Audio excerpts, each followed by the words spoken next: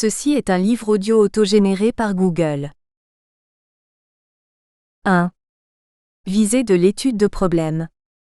Un travail de réflexion sur l'étude de problème est susceptible d'être développé en soi, ou trouve sa place dans d'autres sessions que dans des sessions, communication et relations humaines. C'est pourquoi avant de définir ce que l'on entend par étude de problème, et quels objectifs on se propose dans cette réflexion, on présentera la situation de l'étude de problème dans les sessions 1000. Situation de l'étude de problème dans les sessions 1000. Nous considérons pour commencer les objectifs particuliers que se proposent les séances, ou d'une manière plus générale les apports et les réflexions, consacrés à l'étude de problèmes dans les sessions communication et relations humaines. Mais naturellement ceci ne signifie en rien que l'étude de problèmes soit de principe réservée à ces sessions. On peut bien au contraire l'intégrer à d'autres sessions, ou concevoir des sessions qui lui soient consacrées et où elle se développerait d'une manière beaucoup plus importante. Un premier objectif est d'établir les relations entre communication et relations humaines d'une part, et d'autre part la vie de travail à l'intérieur des institutions et de la société. En particulier, on veut éviter que les relations humaines ne soient vécues et perçues comme une sorte d'entité en soi, qui resterait séparée des problèmes institutionnels et organisationnels. Établir des relations ne doit naturellement pas conduire à supprimer les distinctions, mais à mettre en évidence les différences et les communautés, et à partir de ce double travail à dégager les rapports. La distinction entre problème en intériorité et problème en extériorité doit jouer ici un rôle important, mais aussi la réflexion sur cette distinction, sur sa relativité et ses dangers. Par cette réflexion, on aborde les problèmes des rapports entre l'institutionnel et les conduites significatives, entre le psychologique, le psychosociologique et le socio-économique. Mais naturellement, on ne prétend pas traiter véritablement un tel sujet qui demanderait d'autres développements. Un second objectif est d'éclairer, de relativiser et de situer l'expérience de la session, relations humaines et communication. Il a bien des points communs avec le premier objectif, mais en même temps il s'en distingue, en ce sens qu'il ne s'agit plus cette fois de distinguer intellectuellement entre ce qui est rapport humain et ce qui est institutionnel et opératoire, ni de simplement concevoir abstraitement ce que l'un et l'autre ont de commun, mais de situer une expérience vécue et de réfléchir sur cette expérience et à partir de celle-ci, ce qui devrait permettre à la fin d'en ressentir les limites et les prolongements. En poursuivant ces deux objectifs, par lesquels on vise à contextualiser à la fois les relations humaines et l'expérience de la session, on vise un objectif plus général, qui est de lutter à la fois contre une approche psychologisante des problèmes, pour laquelle à l'extrémité tout serait résolu si les problèmes de relations humaines étaient traités, et contre une approche étroitement technocratique, pour laquelle tous les problèmes peuvent se résoudre par des approches opératoires et par la quantification. Mais surtout de lutter contre un clivage entre ce qui est d'un côté affectivité, motivation, conduite individuelle et collective, et de l'autre, institution, réalités économiques et technologiques. La distinction entre problème en extériorité et problème en intériorité n'est pas exclusive du danger que nous venons de signaler. Aussi convient-il ici de souligner que dans la vie, ces deux aspects des problèmes émergent d'une manière simultanée, et que le plus souvent les problèmes sont à la fois en intériorité et en extériorité. La contextualisation des problèmes de communication et de relations humaines ne se fait pas seulement dans les sessions qui leur sont consacrées par l'étude de problèmes. Celle-ci est en effet entreprise par différents autres apports sont faits dans le cours de la session. Réflexion sur les notions de but et de fonction, distinction entre but transitif, intransitif et contre-transitif, étude de la préparation des réunions et de leur rôle dans la vie des organisations. Aussi convient-il de montrer à l'occasion la continuité entre certaines de ces notions et l'étude de problèmes. Nous venons d'examiner les objectifs particuliers des réflexions sur l'étude de problèmes dans les sessions relations humaines. Mais naturellement, ces objectifs ne sont pas exclusifs des fins propres à l'étude de problèmes en elles-mêmes. Celles-ci sont essentiellement de méthodologie générale de l'action et de la préparation des décisions, et elles ne peuvent naturellement pas être abandonnées. Cependant, il ne conviendrait pas de leur faire jouer un rôle excessif, car autrement on risquerait de faire perdre à la session son caractère propre. À vrai dire, En voulant à la fois tenir une session de communication et de relations humaines et une session d'étude de problèmes, on risquerait de n'atteindre d'une façon satisfaisante aucun des objectifs présents.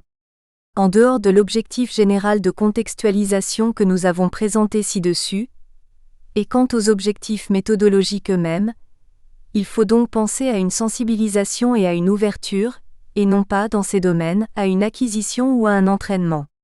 L'étude de problème doit donc être présente sans envahir la session, et il est vrai que l'optimum reste à ce propos difficile à trouver. Les réflexions sur l'étude de problème, si elles ne doivent pas étouffer l'expérience qui est principalement visée, ne doivent pas non plus être présentées de telle façon qu'elles apparaissent tout à fait étrangères et extérieures au déroulement de l'ensemble de la session. Dans cet esprit, il est donc souhaitable qu'elles soient introduites de façon progressive. C'est de cette manière qu'elles ont des chances d'atteindre les objectifs que nous venons de présenter, et que nous résumerons pour terminer. Situer l'expérience de la session dans un contexte plus large. Établir les relations entre communication et rapports humains d'une part, le fonctionnement et la vie des organisations et de la société d'autre part. Introduire à une réflexion sur la méthodologie de l'action, au sens le plus ouvert de cette notion. Nature et objectif de l'étude de problème. Mais il convient maintenant de revenir d'une façon plus complète sur l'étude de problème elle-même. Il est de constatation courante que l'action et le travail font continuellement émerger des problèmes. Devons-nous entreprendre ou ne pas entreprendre telle ou telle opération? Quel moment serait le plus opportun pour le faire? Comment mener celle-ci pour réunir les plus grandes chances de succès? Et les problèmes eux-mêmes existent en tant que questions. Mais il ne s'agit pas alors de questions auxquelles nous puissions nous répondre d'une manière immédiate, ni même trop rapide, car autrement elles ne constitueraient pas véritablement des problèmes. Il y a problème quand, nous posant une question à propos de l'action, nous ressentons qu'il ne nous sera éventuellement possible de répondre à cette question qu'après un effort assez important. Nous donnerons une définition plus précise encore et plus restreinte de ce que nous considérons ici comme étant problème. Il existe en effet des problèmes dont nous savons que nous leur apporterons solution par l'usage d'opérations intellectuelles définies. Par exemple, si nous avons à fixer les dimensions d'une poutre métallique devant supporter certains efforts, le métal dans lequel elle sera réalisée étant fixé et les propriétés de celui-ci connues, l'application de procédés de calcul bien établis nous permettra d'aboutir à la solution. Nous ne considérons pas que les problèmes de cette nature, le mot est aussi utilisé dans de tels cas, fassent l'objet de notre étude. Ainsi, pour que problème il y ait, il faut que non seulement nous nous interrogions à propos de l'action, mais encore que nous nous interrogions sur la façon de nous y prendre pour répondre à la première interrogation. L'existence d'un problème implique alors que nous soyons dans l'impossibilité de désigner sûrement les techniques intellectuelles qui doivent nous conduire à la solution. En l'exprimant autrement, nous dirions que les problèmes qui forment l'objet de nos réflexions sont ceux pour lesquels nous ne pouvons explicitement définir le chemin qui doit nous conduire à la solution. Il se pose ainsi véritablement une double question. Notons qu'il existe un autre type de problème que celui que nous considérons actuellement. Il correspond au problème de la connaissance. Mais ces problèmes ne nous intéressent pas ici, au moins directement. Encore que d'évidence et de plus en plus, il soit souvent nécessaire d'entreprendre des recherches pour accroître nos connaissances, et ceci afin de résoudre des problèmes de l'action. Notre propos est d'analyser le fonctionnement des ensembles qui ont des problèmes à résoudre, en donnant à problème le sens que nous venons de définir, mais quel que soit d'autre part l'ensemble considéré. Celui-ci peut être aussi bien pour l'instant un groupe de travail réuni pour traiter un problème, un service dans une entreprise, qu'un homme seul tentant de trouver la solution d'une difficulté qu'il rencontre. On notera que si nous définissons une organisation comme un système muni de conduite, il serait plus précis, au lieu de parler d'ensemble, de parler d'organisation dans ce cas. Les problèmes, sous la réserve qu'ils répondent à la définition posée, peuvent être de toute nature et se présenter sous une forme quelconque. L'analyse entreprise peut se proposer, en dehors de ses résultats propres, deux objectifs principaux. D'une part, favoriser un travail de perfectionnement dans l'étude des problèmes, d'autre part, amener à une meilleure compréhension du fonctionnement des ensembles qui ont des problèmes à résoudre, c'est-à-dire selon la remarque précédente, des organisations. Dans ce dernier cas, par exemple, l'étude de la structure et de la dynamique des organisations sera susceptible de bénéficier des clartés supplémentaires que nous aurons acquises concernant la façon dont les problèmes sont étudiés. Ainsi, nous ne nous proposons pas d'examiner particulièrement les problèmes d'organisation, mais une étude des méthodes de résolution des problèmes peut apporter sa contribution à un travail sur les organisations, dans la mesure où celles-ci sont des ensembles qui ont des problèmes à résoudre. Nous nous proposerons d'être à la fois descriptifs et faiblement normatifs. Nous décrirons ce qu'il convient de réaliser pour que des problèmes soient étudiés d'une manière efficace. Notre souci descriptif n'ira cependant pas plus loin. Encore qu'il y ait dans ce sens un très utile travail à accomplir, nous n'entreprendrons pas l'examen des manières suivant lesquelles les problèmes sont étudiés en réalité. Mais nos visées normatives seront elles-mêmes minimum. Nous tenterons de mettre en évidence un minimum utile, et non pas de dégager un ensemble de règles détaillées et impératives. En fait, nous voudrions surtout initier une réflexion éclairante, dégager une structure d'ensemble de l'activité par laquelle on recherche des solutions aux problèmes. En particulier, nous reviendrons du reste sur ce point, nous ne visons pas à une technique d'étude des problèmes, et encore moins à constituer un ensemble de procédés impératifs. Il n'en reste pas moins que l'étude des problèmes possède un aspect processuel. Les activités qu'elle comporte sont catégorisables, ces diverses catégories d'activités s'organisent et se déroulent d'une certaine façon. Nous aurons donc à envisager un aspect processuel de l'étude des problèmes. Mais d'autre part et tout au long du déroulement processuel, certaines règles doivent être continuellement observées. Il convient de mettre ces règles en évidence. Celles-ci peuvent du reste être internes au jeu processuel lui-même, par exemple, règles de réitération, ou encore s'imposer comme des principes qu'il convient de suivre pour aboutir à une solution pertinente, par exemple, principe de rentabilité. De toute manière, et si l'on permet l'usage de ce mot, il existe un aspect principiel de l'étude que nous ne saurions négliger. Nous n'ouvrirons cependant pas un paragraphe spécial pour le traiter, et nous nous contenterons de mettre en évidence les différents principes au fur et à mesure que nous avancerons dans l'étude processuelle. Nous distinguerons à l'origine, entre 4 catégories essentielles d'activités. 1. Définition du problème et des buts, détermination de la structure du problème.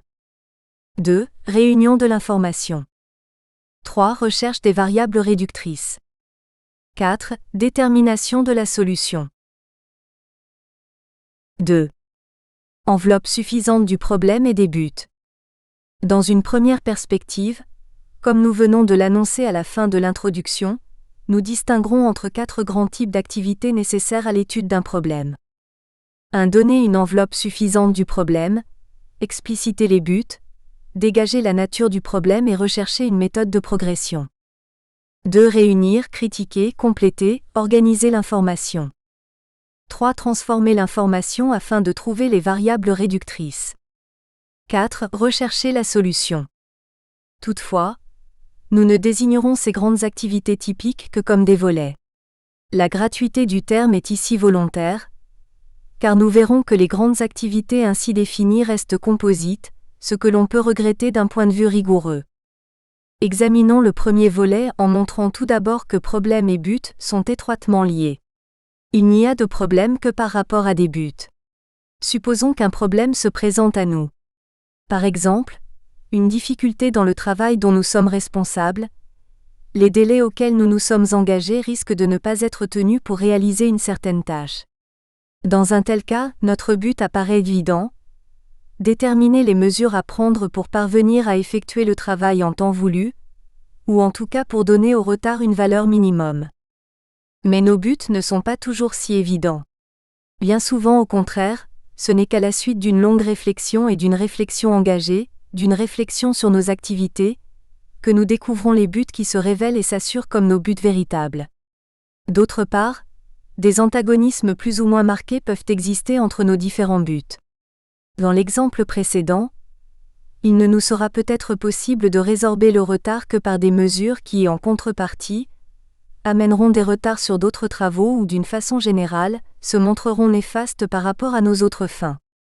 Ainsi apparaîtra la nécessité de la hiérarchisation des buts.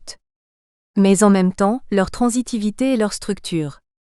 Leur transitivité car en effet, nous ne considérons peut-être pas comme un but en soi le fait de tenir des délais. Il n'est qu'un but qui permet d'atteindre d'autres buts, tels que, en l'atteignant, nous aurons réalisé des conditions utiles ou nécessaires au meilleur accomplissement de nos fins véritables. Leur structure car l'existence de relations complexes, que celles-ci soient d'exclusion, de limitation, d'inversion, de hiérarchisation ou d'une autre nature, pose par définition l'existence d'une structure de ces relations. Enveloppe suffisante. En notant simplement l'expression « enveloppe suffisante », nous voulons dire qu'il faut faire effort pour mieux comprendre le problème, mais qu'il ne faut pas vouloir être trop précis et trop strict. Si nous commençons par cet effort de compréhension, vouloir définir strictement, ce sera vouloir le faire au moment où nous avons le moins d'informations, où nous avons le moins réfléchi. Nous risquons d'aboutir à une définition trop étroite, trop rigide, qui nous enfermera abusivement. Mais pour donner une enveloppe suffisante du problème, encore convient-il de savoir ce que doit contenir la conception du problème. Nous venons de le voir, dans l'univers de l'action, tout problème est corrélatif à des buts. C'est parce que certains buts ne sont pas atteints, ou le sont imparfaitement, ou parce que nous espérons pouvoir mieux les atteindre, qu'il y a problème. Il y a problème quand il y a distance à certains buts. Mais en général ces buts ne sont pas des buts en soi. Ils sont buts parce qu'ils nous permettent d'atteindre d'autres buts, c'est-à-dire qu'ils sont transitifs. Dans la guerre, on ne cherche pas à gagner une bataille pour la gagner en soi, mais parce que l'on estime et que l'on espère qu'en gagnant cette bataille on se rapproche d'une issue victorieuse de la guerre. Chaque problème se définit donc par un but ou un ensemble de buts spécifiés, lesquels sont en rapport, de transitivité avec d'autres buts. On retiendra que lorsque les buts auront été spécifiés et le problème fixé, les buts, qui dans une perspective plus générale sont transitifs, seront considérés, pendant la durée de l'étude du problème, comme intransitifs. Sauf que l'on découvre que le découpage des buts définissant le problème n'était pas pertinent. Durant toute l'étude du problème, on prendra les buts que l'on s'était fixés en considération et pas d'autres. Naturellement, c'est une option qui a de grandes conséquences, et qui peut comporter des dangers. En dehors des buts, le problème comporte des données, ce qui doit être considéré comme des contraintes, ce qui peut être mis en rapport avec les buts, ce sur quoi nous sommes en mesure d'agir. Nous devons d'autre part pouvoir faire l'hypothèse que cet ensemble peut être considéré comme suffisamment autonome. Le découpage des problèmes n'est pas bon si nous découvrons que nous ne pouvons pas parvenir à le résoudre avant d'avoir traité de multiples autres problèmes.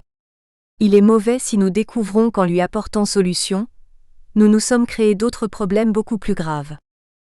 Ainsi, donner une enveloppe suffisante à un problème, c'est dans une première approximation, extraire du système général de l'action un certain sous-système, relatif à certains buts que nous définissons et à la situation, où nous sommes vis-à-vis de ces buts, et sous l'hypothèse que les phénomènes que nous devrons prendre en considération constituent un ensemble suffisamment indépendant. Nous verrons par la suite qu'il convient d'autre part de dégager la nature du problème, et de rechercher une stratégie et méthode de recherche. Il peut être utile maintenant de revenir sur quelques concepts. Analyse des concepts, but et conduite. Un but se définit par ce à quoi l'on vise. État, propriété ou catégorie d'état, changement, valeur d'une variable ou d'un ensemble de variables. Si l'on donne au mot état son sens le plus général, on peut écrire que le but est constitué par l'état ou la catégorie d'état que l'on cherche à atteindre. Dans ces conditions, et dans le cas où mon but sera simplement de changer, où je viserai sans plus un état de changement, ou encore je chercherai à atteindre un état quelconque appartenant à la catégorie générale des états qui ne sont pas l'état actuel. Ceci implique que l'on puisse distinguer entre l'état considéré au moment où l'on se propose un but, et l'état qui définit le but. Si même je me donne comme but de maintenir un certain état, je dois distinguer entre cet état non encore maintenu, et cet état une fois que je serai justement parvenu à le maintenir. Un intervalle, une distance existe donc entre l'état considéré au moment où je me pose un problème et le but. Appelons distance au but cet intervalle. Nous pouvons dans une première perspective dire que les systèmes qui ont des buts, animal, homme, groupe d'hommes, groupe organisé, sont tels que les opérations qu'ils accomplissent tendent à réduire les distances à certains états. Dans ce cas, les buts sont justement définis par ces états et plus généralement par une telle propriété. Mais une telle définition n'apparaît pas toujours complète lorsque nous pensons à la manière dont les hommes ont des buts. Tout d'abord, il nous est bien souvent possible de parler de ceux-ci, de les exprimer, les définir. D'autre part, la notion même de problème dont nous nous occupons actuellement implique que nous pouvons nous informer sur la distance au but en même temps que sur la manière de réduire celle-ci. Dans tous ces cas, nous dirons que les ensembles considérés comportent, d'une part, un système d'information sur l'état but et la distance à cet état, d'autre part, un système opératoire connecté à celui-ci, les interactions des deux systèmes tendant à réduire la distance. On doit d'autre part retenir que les notions de but et d'état but peuvent présenter des dangers si on ne les considère pas dans un sens très général, en ne les enfermant pas dans une conception statique. Or il est vrai que la notion d'état, si elle désigne le plus généralement une simple manière d'être, se trouve souvent affectée de valeurs statiques, manière d'être durable, manière d'être d'une chose, etc. Si l'on veut pleinement éviter ce danger, le but, relativement auquel existe le problème, se définira comme ce à quoi l'on opte de tendre, et qui doit tendre à devenir plus discernable. Ce qui est important de noter, c'est que le problème existe par un ou des buts qui de quelque manière se particularisent et se précisent, et qu'ainsi se constitue dans le système de l'action un certain sous-système problème. Il est maintenant nécessaire de distinguer de la notion de but, que nous venons d'étudier, le concept de conduite. Nous disons qu'il y a conduite lorsque des ensembles d'opérations présentent des propriétés permanentes, ces propriétés étant significatives pour l'homme. Par exemple, des opérations accomplies par un animal s'organiseront en conduite alimentaire, à partir du moment où elles auront en tant que totalité, la propriété de conduire l'animal à se nourrir. Là encore cependant, la notion de propriété permanente risque de suggérer une réalité statique. Ces propriétés permanentes sont au contraire des propriétés assurées par des phénomènes de régulation dynamique, ce sont des propriétés visées. La conduite se définit donc essentiellement comme un ensemble d'actions qui convergent vers quelque chose, et quelque chose qui reste dans un certain sens excentré par rapport à la conduite. Sous un premier aspect, on peut dire qu'un but est conducteur lorsqu'il définit une conduite. La propriété de l'ensemble des opérations est alors de tendre à réduire la distance au but. D'une autre manière, le but en tant qu'il est visé apparaît d'évidence comme conducteur des opérations, par lesquelles on tend à l'atteindre. Cependant, et d'une manière plus significative, le but apparaît aussi comme expression de conduite. L'état but est alors un état qui permet à la conduite de se réaliser. L'atteinte et la consommation de la nourriture auquel vise l'animal lui fournissent un but, mais ce but existe en tant qu'existe une conduite d'alimentation. C'est à travers et par les buts que nous nous donnons et auxquels nous atteignons que nous nous conduisons. C'est aussi notre conduite qui nous oriente vers ces buts. Un but difficile à atteindre et que les autres considèrent comme tel, lorsqu'il sera choisi et visé dans l'action, sera bien conducteur de celle-ci, mais son choix comme sa réalisation s'intégreront à une conduite de performance, par exemple, dont ils seront l'expression. Nous pouvons alors noter que l'état but est induit par nos conduites. Il est ce qui exprime celle-ci, doit leur permettre de se réaliser. La recherche des buts est la recherche de ce qui permet aux conduites d'exister en tant que ce qu'elles tendent à être.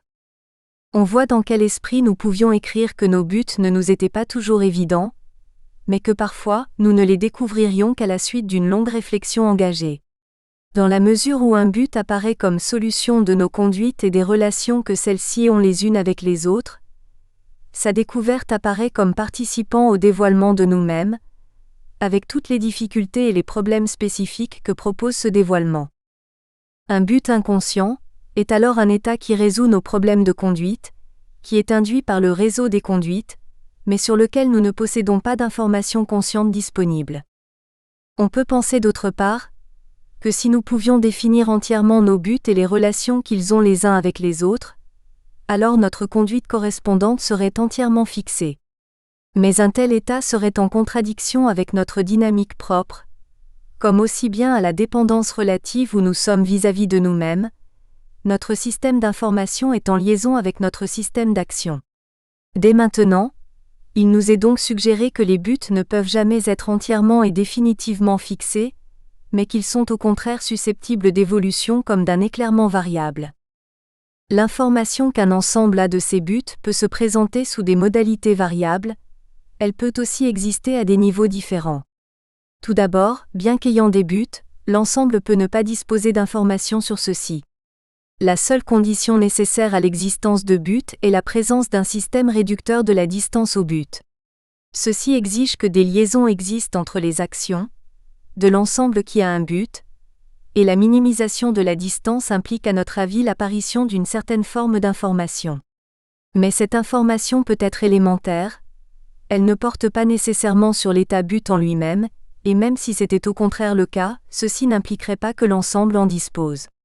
À l'autre extrémité, nous trouverons des ensembles qui peuvent disposer d'informations sur les buts, sur les rapports de ces buts à eux-mêmes, sur les distances à ces buts, d'informations sur ces informations, d'informations sur les états de leur système d'information. En fait, c'est une véritable échelle des structures information-action que cette remarque inciterait à établir, mais échelle qui se situe en dehors de nos préoccupations actuelles. Pour terminer ce paragraphe, soulignons cependant que tous les états et toutes les catégories d'états buts ne sont pas aisés à définir, et qu'éventuellement il ne nous est pas possible d'accéder à des informations qui les concernent directement. Nous aurons l'occasion de revenir sur cette question à propos de la notion de critère. Sur le plan d'une théorie de l'action, et aussi des conséquences pratiques d'une telle théorie.